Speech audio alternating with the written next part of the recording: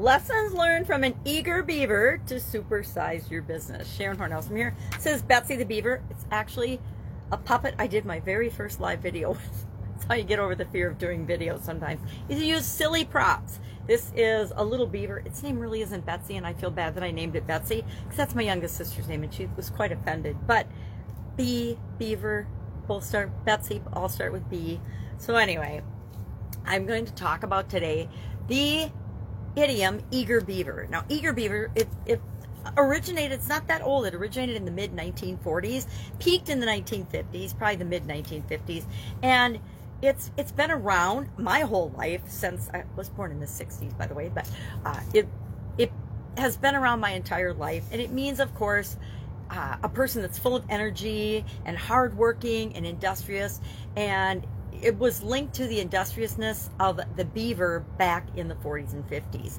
And I found a really fun article about 10 lessons learned from your local beaver, or 10 lessons that you can learn from a beaver. And I'm going to grab my magnifying glass and read it because I thought it was a fun lesson. And they're lessons that we can apply to supersizing and growing our business. They're things that we can learn and we can think about today. How would this help me in growing and building and supersizing my business? So the first thing is, eat fish as often as you can. Well, if you keep yourself healthy and strong, then that will make it easier to build and grow and supersize your business. Build something that will last.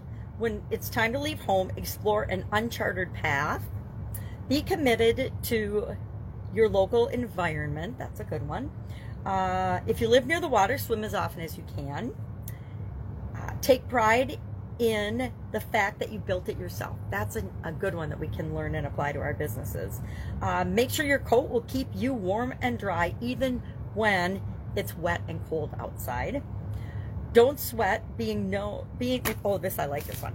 Don't sweat that you have a flat behind because it'll get the job done. I like that one. That might be my favorite one on the list. Not that it has anything to do with our business, except that it doesn't matter what you look like. You can grow and build and supersize a business and create whatever it is you want in the world. It's got nothing to do with your appearance or your inherent characteristics. It's how resourceful are you. It'll get the job done.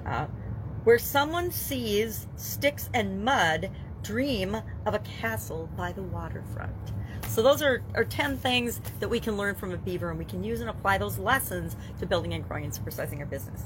So have an absolutely amazing day. Love to know if you've heard the expression or ever been called an eager beaver.